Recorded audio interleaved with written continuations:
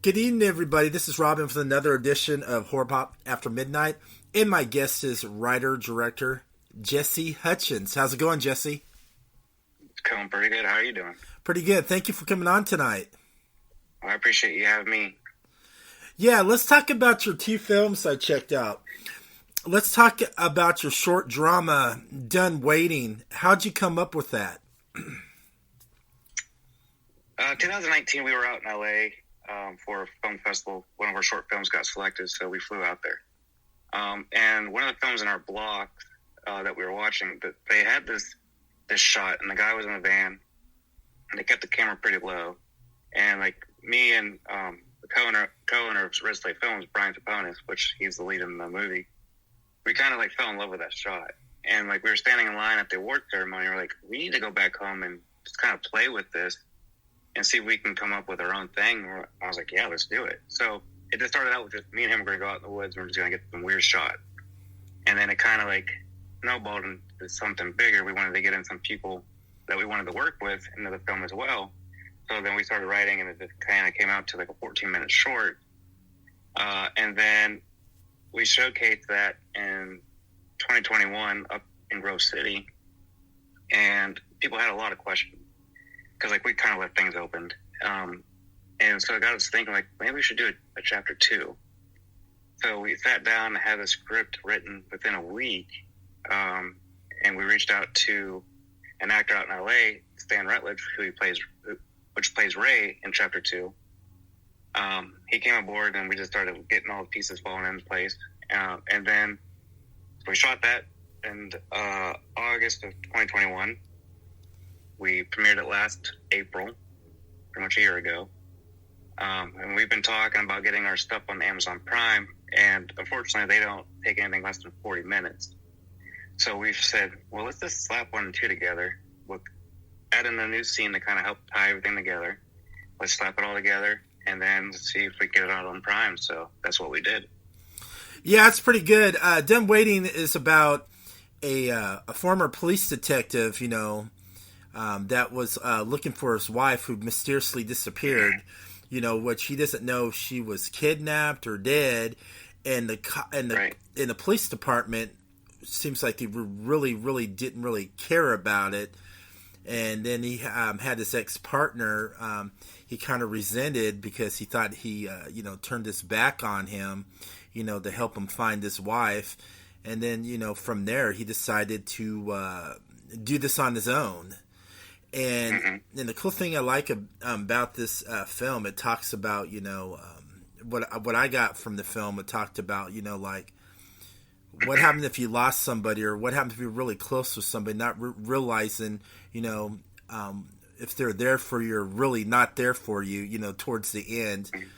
And I just like this drama. I love how it showed the former detective, going around, and then when he finally finds out where his missing wife is, I just love the whole gunfight scene, from outside into the house. And I love the cinematography, the well done shots of it in the house, and then hearing that clock ticking while he finally realized where his wife was. Yeah, we kind of like dived into this because I love like the human condition kind of stories, and like you say, the cops were dragging their feet because like it happens in real life. Like missing, it's just another missing person, and a lot of families, they don't get to see their loved ones, so we kind of like threw that in there because he got tired of waiting. That's why it's called Done Waiting. He's done waiting for the cops to do it. He's going to go out and do this on his own because if you want something done right, you're going to do it yourself. Yeah, I totally agree. And then, he ends up finding out about, someone that, almost killed him, like shot him in the head and took him out. That's why he quit the police force. So he decides, to go, finds out about the guy who took him out. So he decided to go after him as well.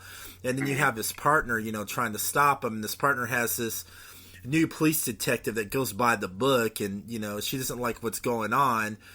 And the cool thing is, I love the part where it goes in the bar. I mean, that was well choreographed, and that was a lot of great action with all the shots.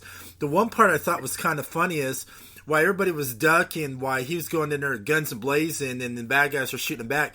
you just see the one guy sitting at the bar, drinking his beer like nothing's happening. It's like, dude, are you gonna duck or what? Yeah, that was kind of like funny thing. So when we were shooting that, the guy that played that, he ducked under the table and he just went up and grabbed that cup while we were rolling. But I didn't tell him to do that, and like we started laughing. Like, we gotta keep that in the movie because that's funny. Because like everything else is so serious, and you gotta have that little comedic relief in the middle of all that chaos. So like it turned out great. Like, I loved what he did, and like I said, we just kept it in there, and a lot of people actually talk about it, laugh about it. I thought it was funny. I was just sitting there going, wait a second. He's sitting there drinking the beer and there's like bullets flying everywhere. I mean, was he worried about dying, or is he just too busy wanting to drink his liquor? Yeah, so like the older guy that sits at the bar, we kind of like played it out like, all right, you're like this old bar fly. Like, you've seen some stuff. Nothing phases you anymore. So that's why like he just sits there and bullets fly and just like, whatever. It's just another Thursday. Yeah, I know, right? It's another Thursday somewhere at 5 o'clock or late at night. Yeah. Also, I like the part where he finally, comes face to face to the guy he's been really wanting to get so long.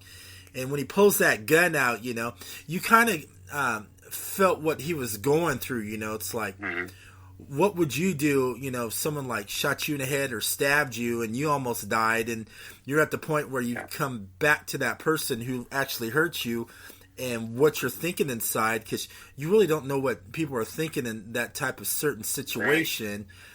Right. And lucky enough, he had this, his ex-partner, there, trying to calm him down, not do it. It's not worth in life to, take another life, because your life wasn't taken, and you can just feel the emotion, what was going through him. What was he going to do to this guy or not? Yeah. So like when we were playing that, because for his character, like, he wants to do good, but he's also on the side of his buddy because they have history. Like, they're like brothers, right? So like he has to make that decision. Is this worth my job, or is it worth a friendship? Because like what we try to do is they're trying to rekindle their friendship. Yeah. Like I said, like there was a little bit of tension between them, and I built that up. And then like at the end, he lets Keller really get the vengeance that he wanted, because he realizes maybe this is when he'll be at peace, because like he's heard of all this stuff, and like even in the movie, he said that he wanted to help out, but he just wasn't allowed to because they're friends, and it's just kind of like a personal thing. So I think when I wrote that, it was just like, all right, he's finally, siding with his buddy. They're going to kind of rekindle this at that moment because all this stuff has went down. And the way that my actors play that, like you said, it shows the emotion. And I love what they did. Oh, I did too. I think I would have done that too if I was in that situation. If my friend was there, I probably would kind of let him have a little bit of the vengeance, a little bit, to a certain extent, but you can't really tell another person. And the ending, threw me a curveball too, since, they rekindled the friendship. And then finally in the story, he talked about his daughter, he hardly ever says daughter. And then his daughter comes back and he rekindled that. And the thing that really got me was, I'm not going to spoil it for anybody if anybody hasn't seen it, was where his ex-partner's young detective, she gets that security footage from the bar, and she starts looking into it, and you're like, holy crap. So what's going on here? And I love how you left it as a cliffhanger. So is this going to be a continuation, or are you going to make this in more of a full feature film? So I currently have 45 pages, roughly around 45 pages written for the next chapter. So before we put Done Waiting 1 and 2 together, we're going to do 3 chapters and wrap it all up. But it's turning out like this. The next chapter, it's kind of, I got a lot of answers or a lot of questions I have to answer. Yeah. There's a lot of stuff I got to tie up. So like it's kind of expanding into this larger film. When we wrote Done Waiting 2, that was like a 39-page script. And the cut roughly came about 45 minutes. So like this third one, I'm only in the middle of it. I'm halfway with ending this whole saga that we like to call it. But like I said, that ending that you saw, it gets answered in this next thing, and we dive a little bit more into the characters a little bit more between Ray and Keller. So pretty excited to shoot it. I'm looking forward to seeing it because you left me for more because I was really hooked towards the end. My jaw dropped. I mean, I was just like, oh my gosh, I wonder where he's going to take this. I got big plans. We're gonna find out who is behind the whole thing, and it's gonna be fun. That's cool, and who knows? Maybe he'll get his badge back. Who knows? I'm not gonna spoil it. I already have a plan for what's gonna happen. That's pretty good. Now let's talk about your horror comedy short. I thought it was kind of funny. It had a lot of great one-liners in it. Redneck Ghost Wranglers.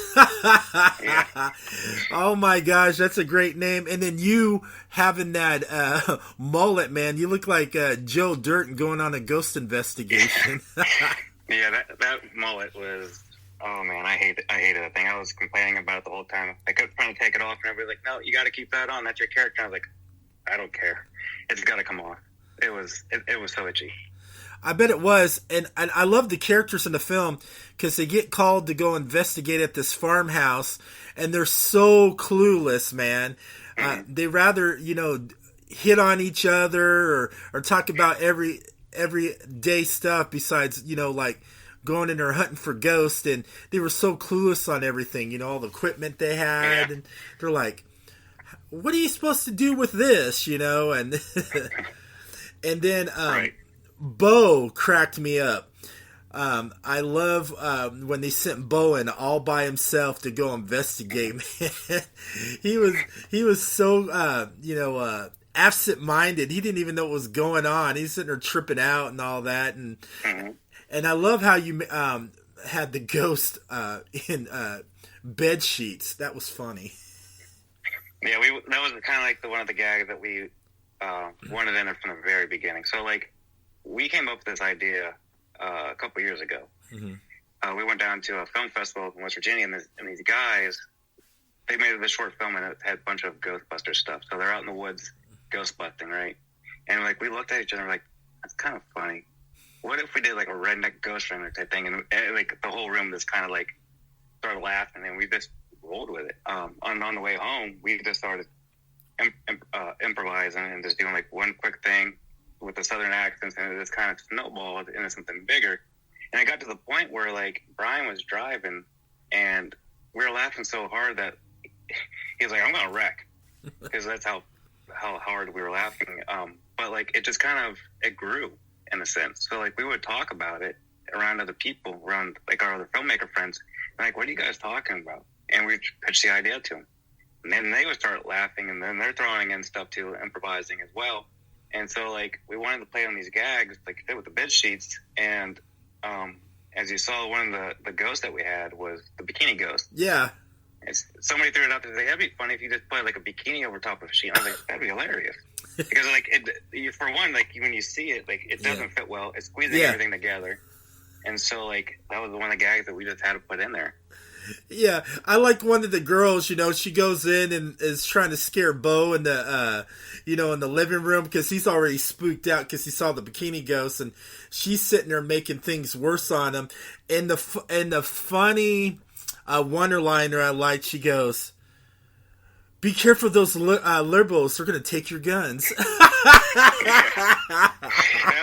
That was actually the actress April. That was her idea because we wrote the script and we sent it out to our actors, and she was like, "Can I add in some stuff?" And I was like, "Yeah, go for it." Because I think she's got some comedy background, and she sent me the whole list, and I went through and I chose that because like it was funny because it kind of plays in with the whole redneck thing, because everybody, the rednecks, they love their guns, so like. We threw it in there. That was so funny. When she said that, I started cracking up laughing. I go, "Where did that come from?" Yeah. Oh my gosh, that was crazy. And then you had Bo's sister. She was getting hit on by one of their friends too. I thought that was pretty funny. How. Yeah. Yeah. I mean, instead of investigating, they're just too busy like playing hard to get. You're like, "Where's this going?" And then you see the other ghost in the bed sheets coming out, and I was like, Okay, where's this all going now? I Yeah. mean, and it was just I loved the one liners. It was funny, you know. I can picture a bunch of rednecks like that, you know, going in there not knowing what they're doing and not knowing how to use the ghost equipment. So, and the crazy thing is, you really don't know who the ghosts were in the sheets. Could it been the people that lured them to the farmhouse? Who knows? Who knows? I know that we put in there like because the house that we filmed at, Mm-hmm. it's one of our friends. He owns this property, and there's two houses next Yeah. to each other. Well, one's abandoned. It's like the storage, and we wanted to use that house, but it wasn't safe for us to go in there. But he was talking to us about the property, and back in the day, there was a mine back in there, and it caved in and killed a bunch of people. So like the house that we wanted to shoot in is actually haunted, and that's why I was like, yeah, we got to shoot in there because it's haunted. That would kind of help to the effect. But like I said, it was unsafe, so you don't allow it to go in there. But I wanted to add that in there into the script anyway. That the guy that owns the property, he goes, mine caved in, killed a lot of people, and then they start freaking out because like, oh crap, this might be really haunted, and they don't know what they're getting into. So it kind of played in the whole story and how we went forward. Yeah, so this house that's supposed to be haunted, while you were like filming around it, did you pick up anything, you know, like paranormal or anything like that, or while you were filming that? No, Or? no, I don't think we did. There was a moment where like we were wrapping up, right, and we had to get all the gear packed up, and I went back down by that house to see if there was a piece of equipment there because it was missing, and like pitch black because it's in the middle of the woods, pretty much. And like my mind started playing tricks, and I was like, if I look at that house, there's something gonna pop out. Like I tried to avoid looking at it at all costs. Oh, good. At least at least what would you did if you really, you know, heard something or saw something that you didn't supposed to see? I have no idea. Like I believe enough that there are ghosts where like I don't want to mess with it, but like it's the whole sense like I haven't seen one yet, so are they real? You know what I mean? So like I don't know. I don't know what I'll do if I ever see one. Yeah. I also love the country hick bluegrass music you played during the whole film, which made the film, you know, really fun. Yeah, I kind of want to add that in that tone because, like you said, it's Redneck Ghost Wranglers, so we kind of have to have that podunk kind of like backwoodsy music to kind of help put us in that scenario. Yeah, it was pretty good. I mean, I love the characters. I love how they, you know, you could tell they had fun and they were playing off each other pretty good. It seemed like they had that great chemistry, you know, playing off, you know, the gags and, you know, just you can tell they were having fun while you were filming that. Yeah, which is great because when we were shooting it, it was like 20 degrees because we shot it right before Thanksgiving, and it was like that weekend where it was in the 20s. And we were all outside freezing and we were kind of miserable. But like once the camera started rolling, everybody snapped in the character and just landed their line.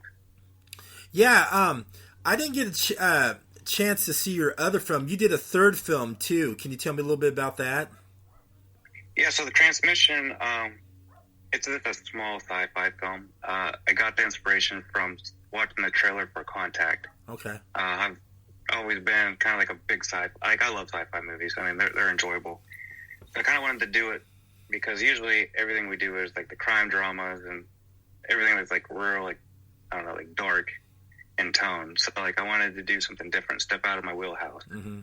So I wrote the script for The Transmission, and I also like living in the past. I kind of set it in 1966 so I could play in that little sandbox. But yeah, I mean, I think it turned out great. So tomorrow is going to be the real test because we're premiering all three films at the Lindsay Theater in Sewickley. Okay. So tomorrow we get to find out for real if everybody likes these movies or not. So I'm pretty excited. Oh, I hope it goes good for you. Have you been showing any of these films at other film festivals besides the one you're going to? No, we actually just wrapped The Transmission. I just completed it on April 13th. I have everything turned in on the 14th for the screening. And then Ghost Wranglers, we had that done about February. So we're waiting until after the premiere then see if we want to send those out to festivals and see if we can win anything or get selected. That'd be pretty good. I hope it all works out for you.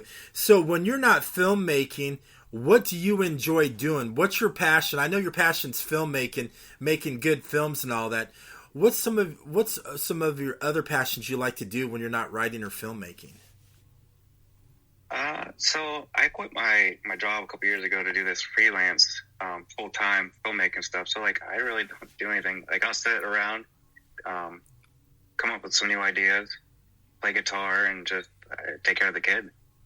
That's pretty good. So you like playing guitar? How long you been I playing love it. guitar, and what inspired you to to play guitar? It was I've been playing since I was 16 or 15. So it's probably been about 20 years. Okay. And my dad, one of his favorite bands was AC/DC, and he played all the time. Mm-hmm. And like, I was just listening to it, and I was like, I want to play guitar like that guy.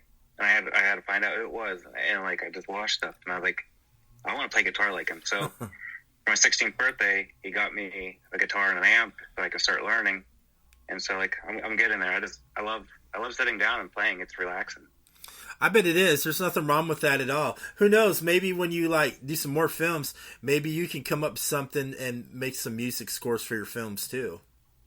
Well, that's the plan, because if you in Ghost Wranglers, when the guy that calls, when the logo and Yeah. all the credits are starting to roll, beginning of the movie, there's a little riff, and I actually played that for the movie. I just kind of took it from doing banjos, because like, everybody associates that little ding ding ding ding Yeah. ding with backwoods, because of Deliverance. So like, I'm gonna do this.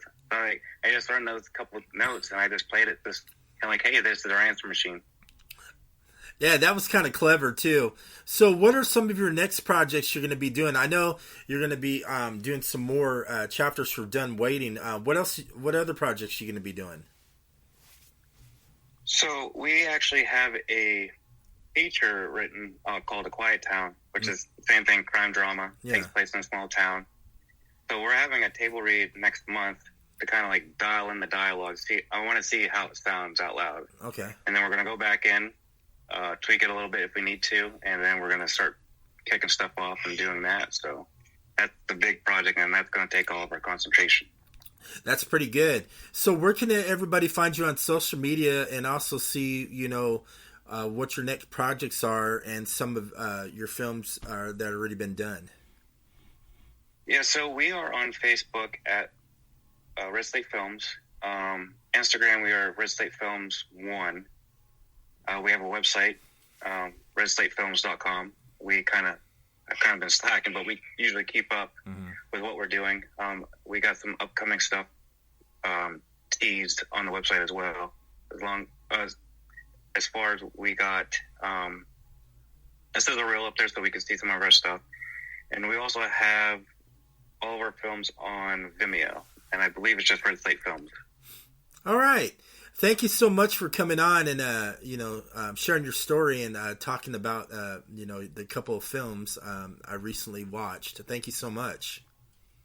I appreciate you having me, and I love talking. So this was wonderful. All right, everybody have a great evening. Thank you for listening to Horror Pop After.